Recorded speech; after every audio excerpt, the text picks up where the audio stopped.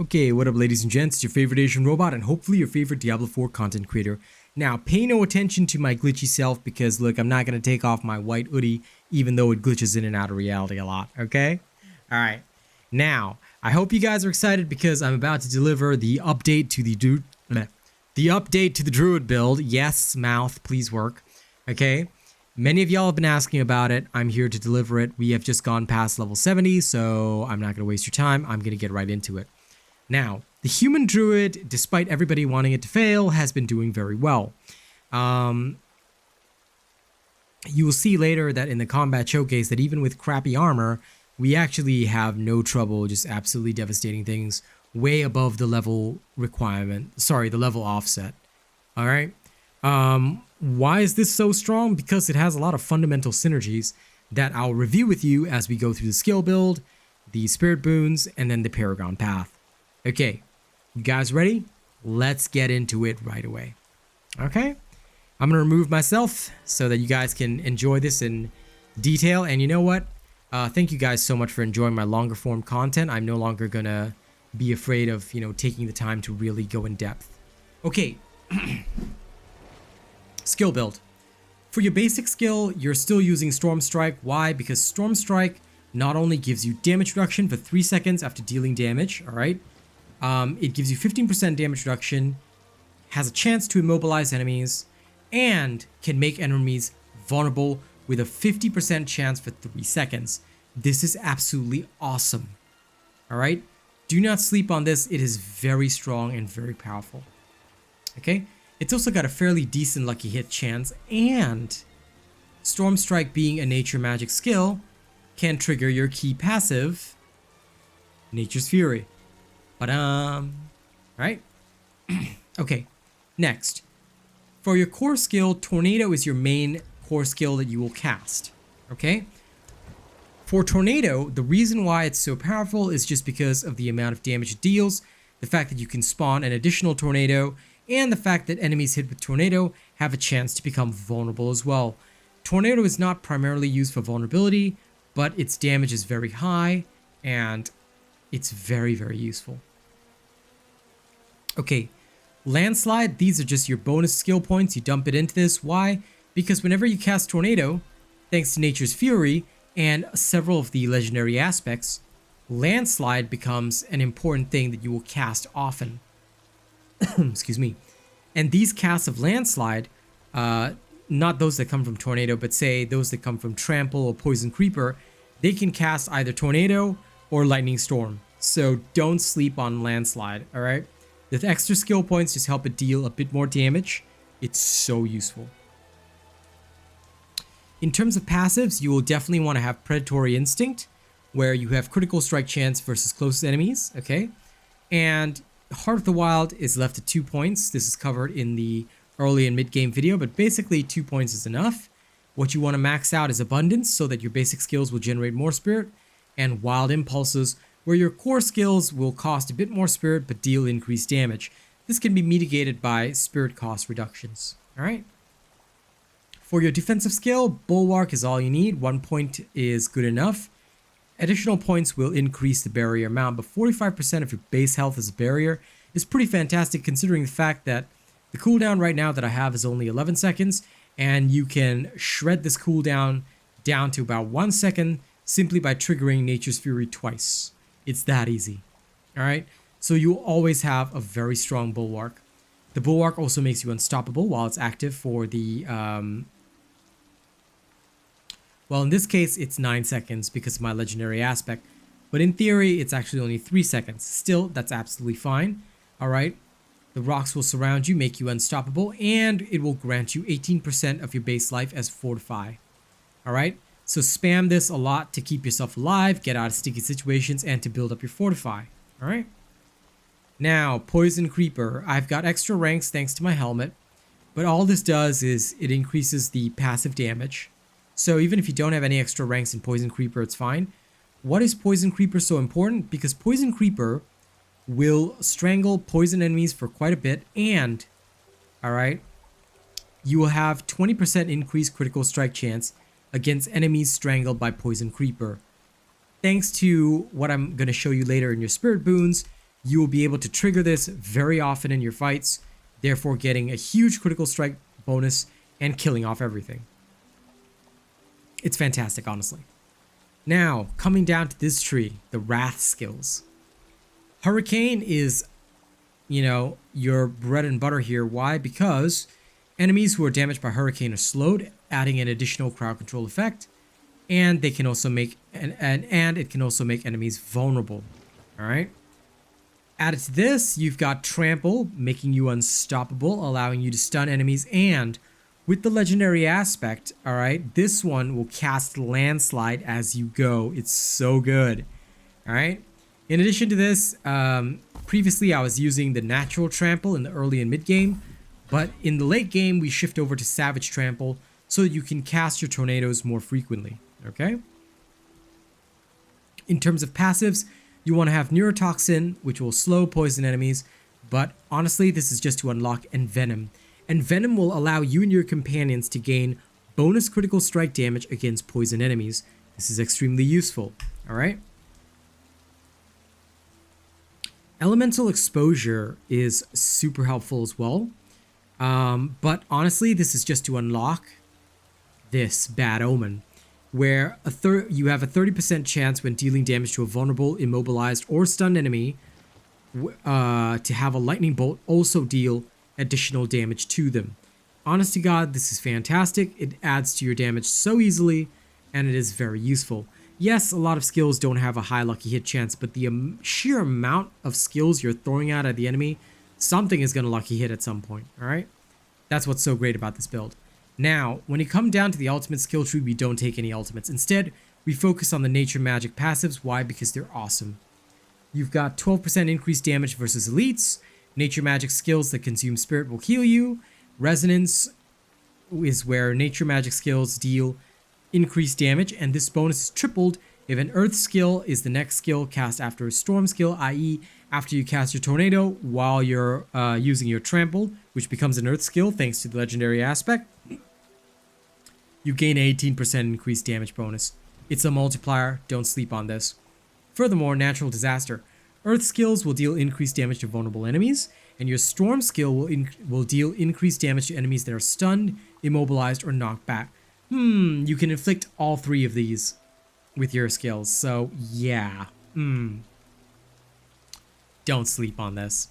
Okay, last but not least, your key passive is Nature's Fury, where casting an Earth skill has a 30% chance to trigger a free Storm skill of the same category. A Storm skill has a 30% chance to trigger a free Earth skill of the same category. Your Bulwark can trigger Cyclone Armor. Okay, Landslide can trigger either Tornado or Lightning Storm. Your Storm Strike will trigger Earth Spike, which is hilarious. Your Hurricane can trigger Boulder, just so you know. And your Trample can trigger Hurricane now that it's an Earth skill after you have a legendary aspect on it. Okay? So, excuse me, this is what we've got. This is it for your skill tree, alright?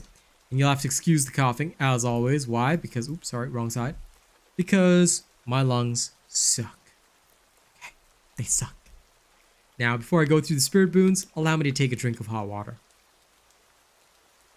You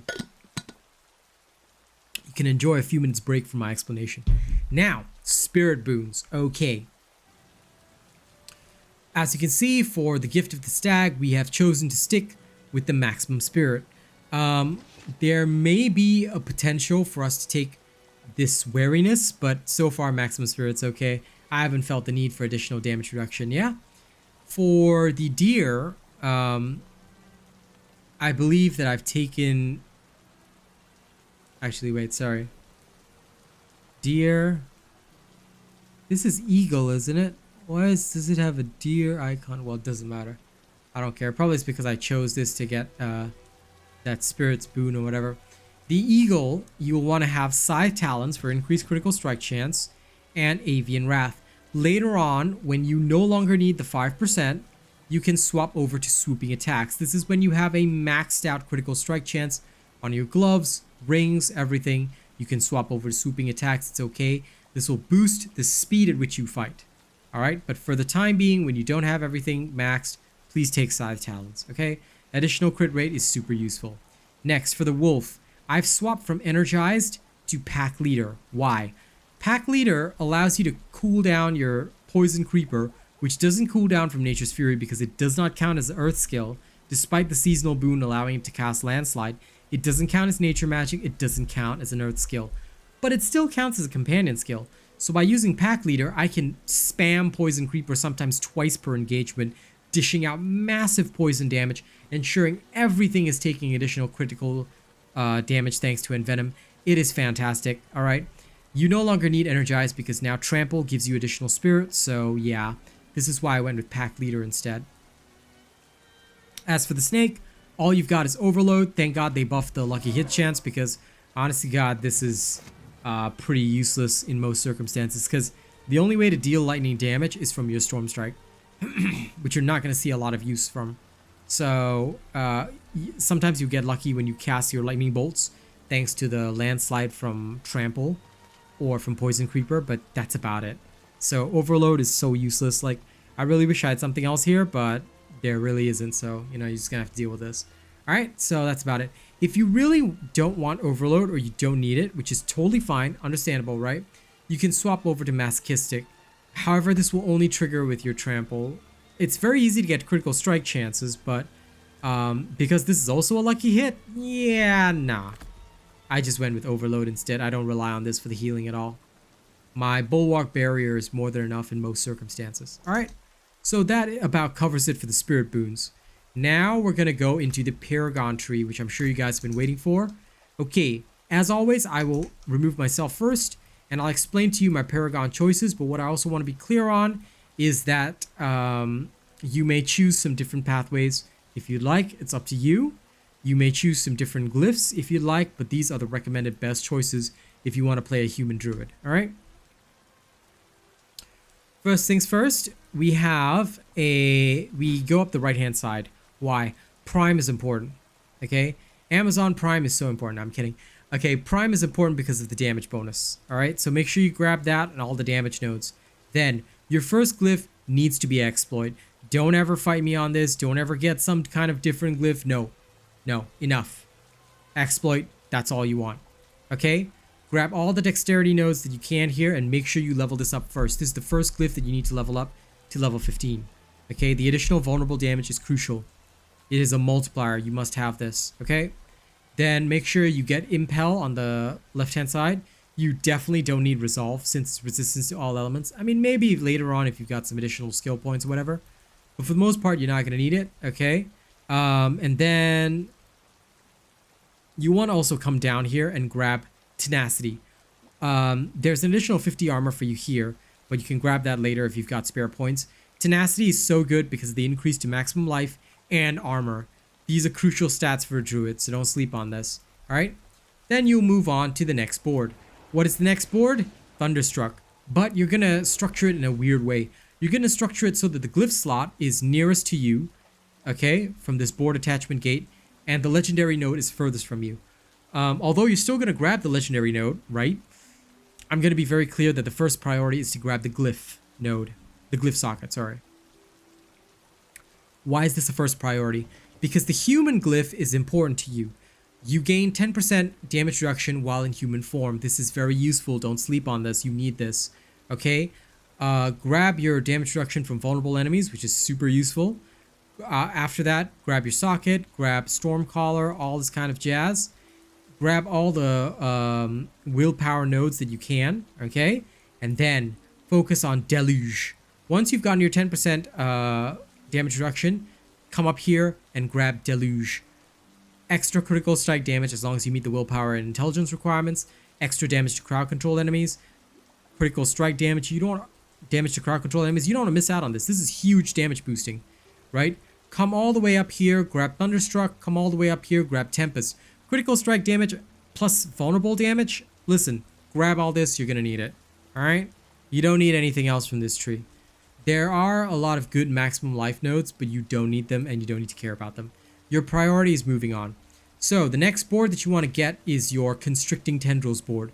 Why? This one is really good for your Spirit Glyph socket.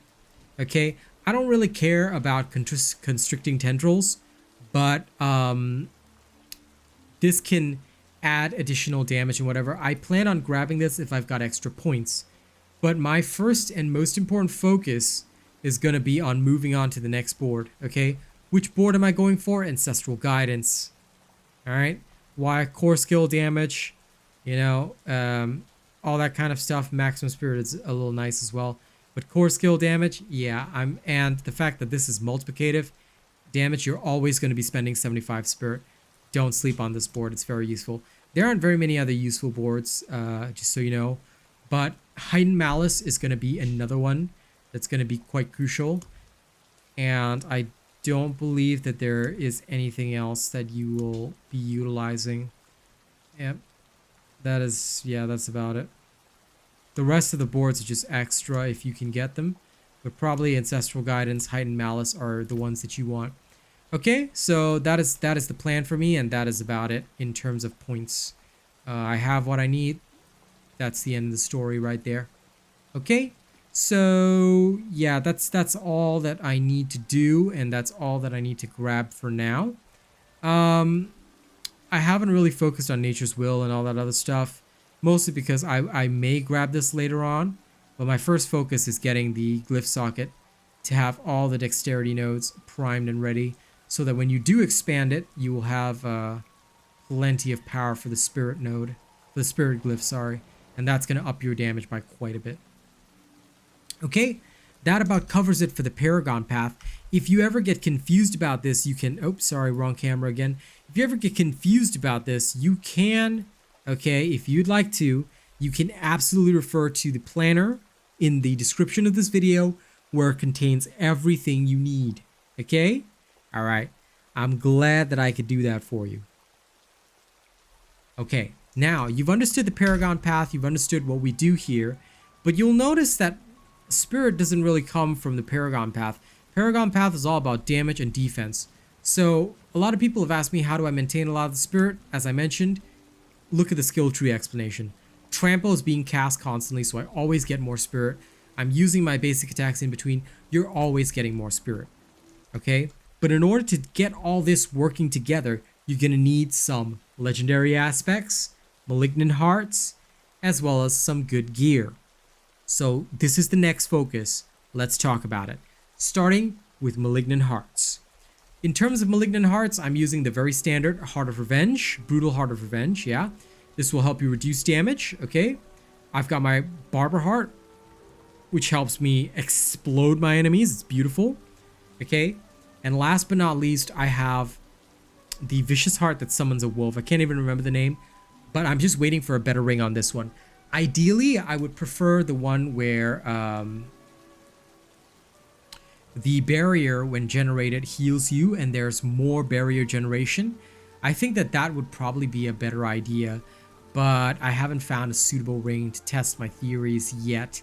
And you can only realistically use one Malignant Heart. So the other alternative would be to, let me get the name for you. You can follow what I spoke about in the early and mid-game build, okay?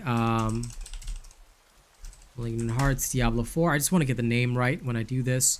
The name of the Malignant Heart that I'm talking about, if you want to go for a Vicious Heart, you will probably want to have the Dark Dance. Why? Because at a cost of life, you can deal, instead of using your primary resource, basically you get an extra cast of Tornado, which will deal increased damage as well. This can be fairly useful, honestly. I'm testing out some other stuff. That's why my aspects are a bit different to how they normally should be. But I'm going to leave you a blank aspect slot, so you can just do whatever you want there, and you should generally be fine, okay? All right. Now that you know about the Malignant Hearts, once again, in summary, Brutal Heart of Revenge for damage reduction, Barber Heart for excessive damage, and here you can put in, I was testing out the stupid Wolf Heart, but you can actually put in the Dark Dance and you'll be alright. But I recommend building up your health first, because the tier 4 Dark Dance consumes a lot of health. So just be wary of that, okay? Alright. Now, in terms of your legendary aspects, which is the next thing that we're going to go through, okay, I'm going to go through only the core ones that are important for this build. Number 1, You will want the subterranean aspect, which is a seasonal aspect you can get out of the Codex of Power. Basically, Poison Creepers active will also cast Landslide in a circle around you. Earth skills will deal increased damage to poisoned enemies. Alright? So this benefits all your Earth skills. So don't sleep on this, it's pretty useful. Alright? By allowing Poison Creepers thing to cast Landslide, you can can trigger Nature's Fury. Meaning free storm skill casts. Okay? Next is the Aftershock aspect. Why? Landslide's Earth Pillars will strike a second time and deal additional bonus damage per hit. This allows you to double cast your Landslide, alright? That's why it's so good. Next, you will want to have the Trampled Earth aspect. The Trampled Earth aspect will allow Trample to transform into Earth skill and a Nature Magic skill, okay? Giving it damage boosts, yeah? And as you trample, you will cast Landslide, which is so good. This is the bread and butter of this whole build. So Trampled Earth, Aftershock, Subterranean. These three are crucial aspects. The rest are free choices, okay? Storm Chasers is an important aspect as well.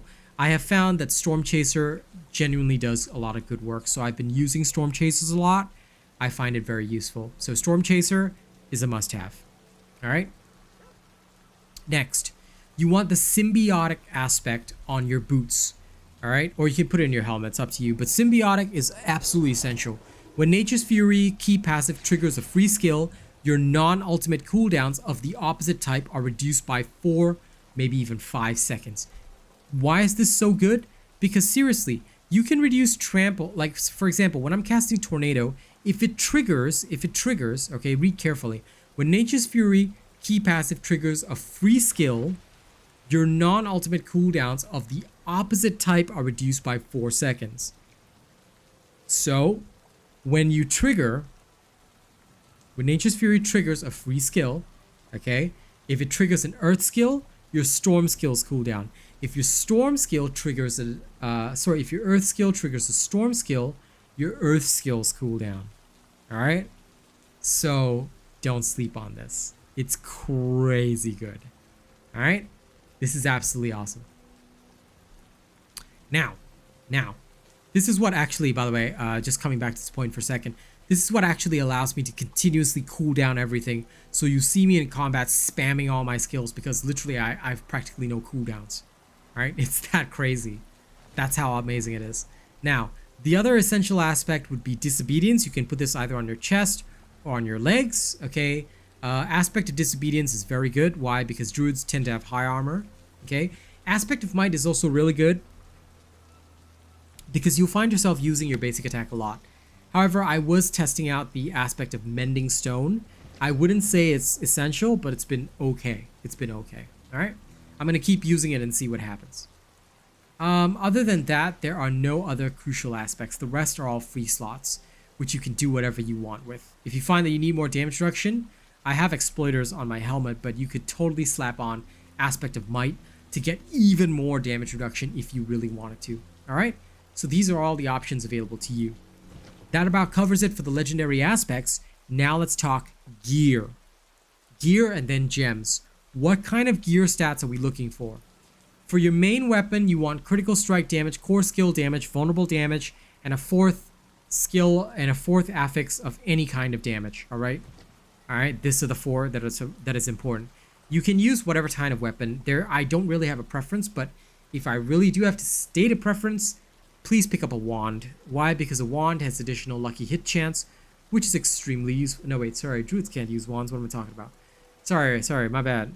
Mind blown. Druids can't use wands. My bad. You can pick either axe or mace. Both are okay. Yeah? Just make sure you get vulnerable, critical strike damage, core skill damage, and then whatever else you want. Okay? The druid's main stat is willpower, so if you happen to get like willpower or whatever, and it's like 100 willpower, just, go with that because that'll pretty much increase your skill damage and all that. It won't increase by much, but it's still useful. If you get for example, if you get 100 willpower, that's about 10% extra skill damage. It's not much, but it'll help. All right? If you can't get anything else, that is. Okay? For your focus, what you want is cooldown reduction. Make sure you get that first. The rest is gravy. All right, the rest is just extra. So cooldown reductions are pretty much going to be your best friend. Grab that. Yeah.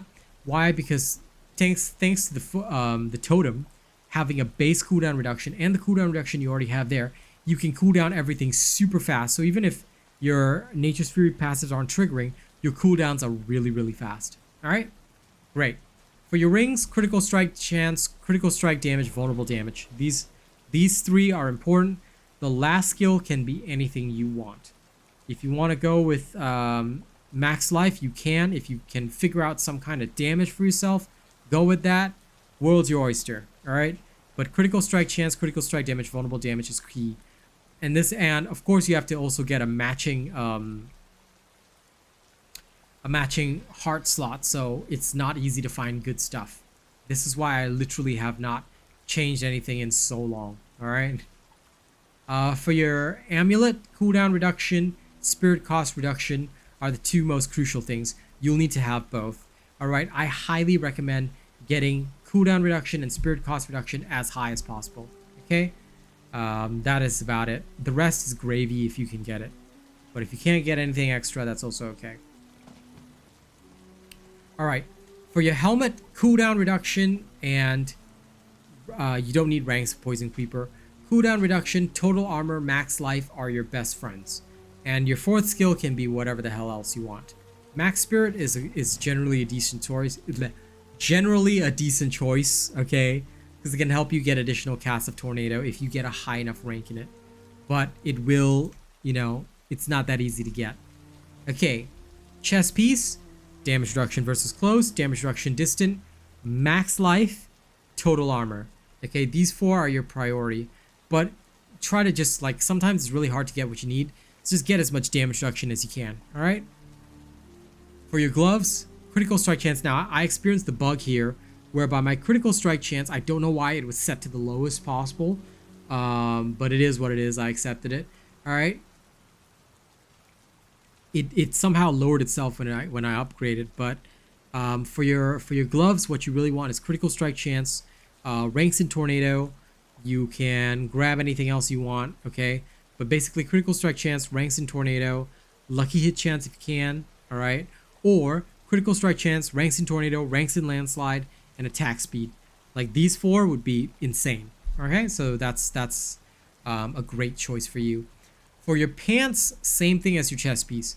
Damage reduction close, damage reduction distant, total armor, max life. All right, here I've got dodge chance instead, but I would have preferred max life. For your boots, movement speed above everything else, evade charges. Movement speed, evade charges, these are your best friends. Then spirit cost reduction. Then last is damage reduction versus injured. The fourth stat can be anything, but damage reduction while injured is so good, it is a lifesaver. Don't sleep on it, and the boots, being able to roll this and not take away from the main stats is what makes the boots so valuable. If you can roll high movement speed with the highest possible damage reduction while injured, you are set. You are set. Alright?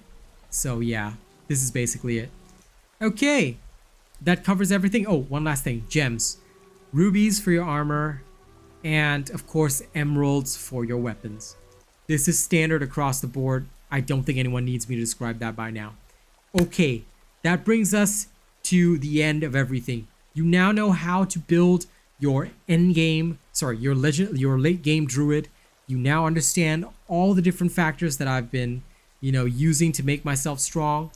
Now we thank our channel members and supporters for making all this shenanigans possible. And then, I'll show you guys the combat showcase. So here is a big thank you to all of my August Bigwig supporters. Top tipper, Big Chungus. Our other tippers are Jason Leaving, Mo Rizzle.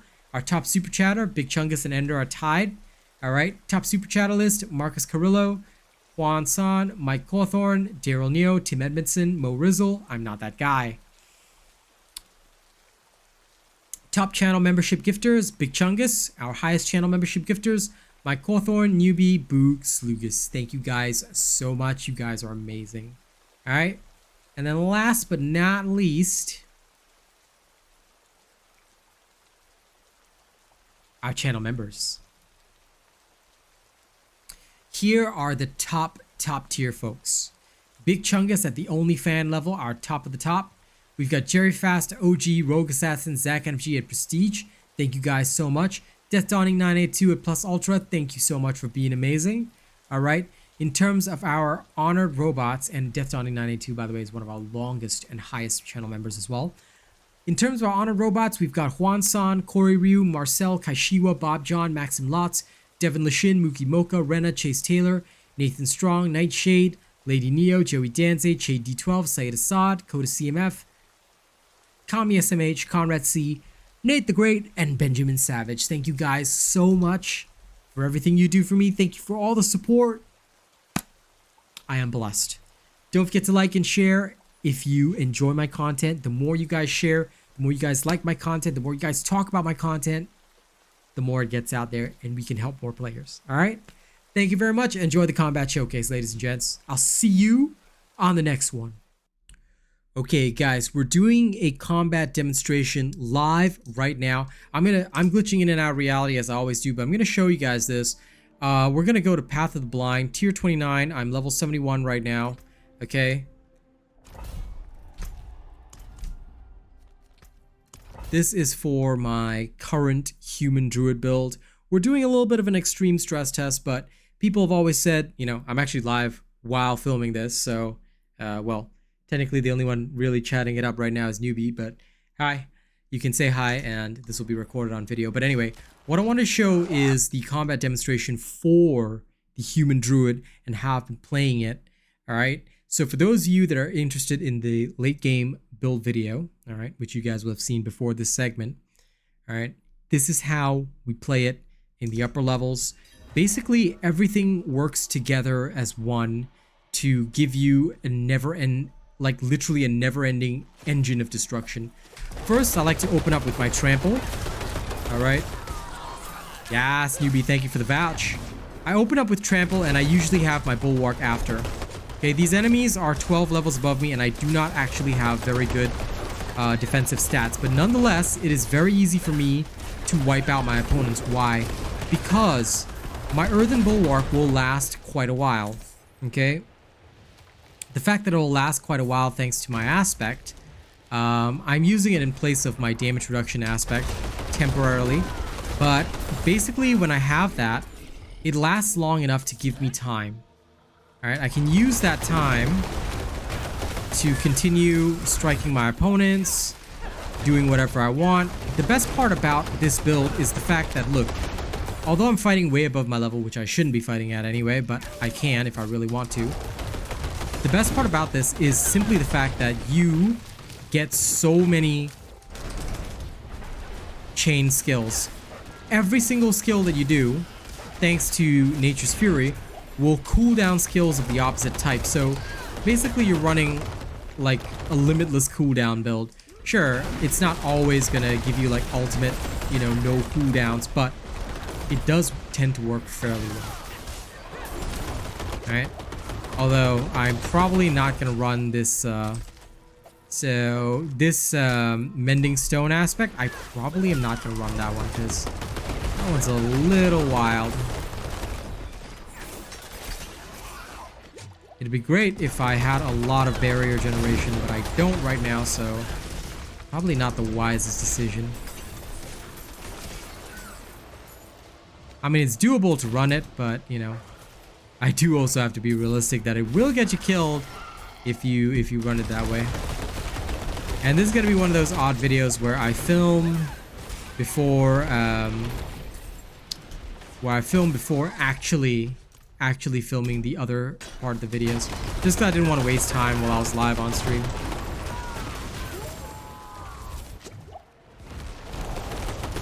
But as you can see, your stuff cools down really quickly, so you can just go as ham as you want. Do try and avoid explosions though, they're probably not healthy for you. And of course, don't go too far above your level. 10 levels above you is the maximum that you're going to earn, at least until you get like a full set of good defensive gear, alright, with really, really strong defenses. You probably don't want to go too far out of your comfort zone. So do be aware of that, yeah? So this mending stone aspect, if you kill an enemy with an earth skill, it'll replenish more of the barrier, but because we tend to use Storm as our main form of assaulting the enemy, you know, you might not gain as much barrier as you think. So just be aware of that, okay? Just be very aware of that.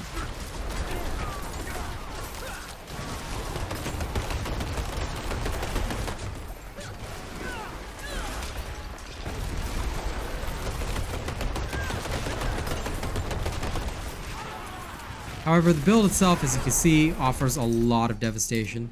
You literally just kind of go through everything and wipe out your opponents without a second thought. Been recording for 4 minutes. All right. I think y'all can grasp the playstyle of this. It's not too difficult at all. Rush in, barrier up, spam your tornadoes. Oh look, your cooldowns are done. So just literally spam every single skill that you have. Look at newbie advertising for me. Thank you. Thank you. He's not paid for this. He's just a really nice guy.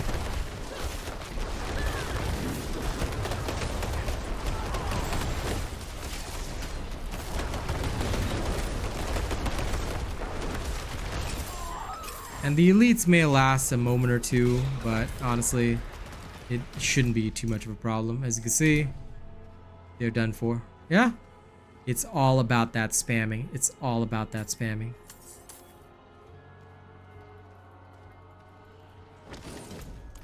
Okay, now I'll just let you see more combat so you can understand how we do this. I've always shied away from doing longer form content, but I figured that if you guys want a thorough demonstration, then why not? This will at least give you the idea of how I play through these dungeons and how I wipe out everything. You know, just showing a shorter segment. Of course, it makes my video shorter, easier to consume, but you know, if I figured if I go a little longer, it might give you guys a better picture. Yeah. All right.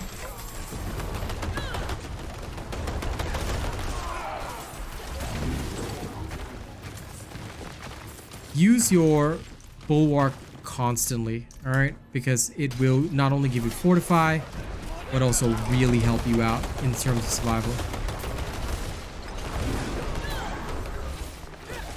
Your trample can help you recharge your spirit, but do remember that you're just supposed to fling 3 tornadoes and then move on.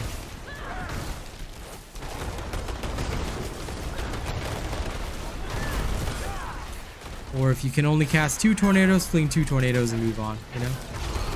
Whatever the case might be. But always keep your barriers up. Always be sending out tornadoes. That's basically what you gotta do. Okay? Alright, that should be enough of a combat demonstration for you guys to understand exactly how this build is played. So if you guys need more information, don't worry. You can always talk to me in the comments. You can always come by my streams. Alright? And of course, I will show you guys the boss fight in a little moment. Alright guys, we are about to film the boss fight segment live. I'm just going to put in this last bloodstone. Here it goes. The boss fighting with this build is pretty much the same as, you know, fighting normal creatures. There's like literally no difference. All you do is just spam all your cooldowns at once. And there you go. You're literally done. Okay?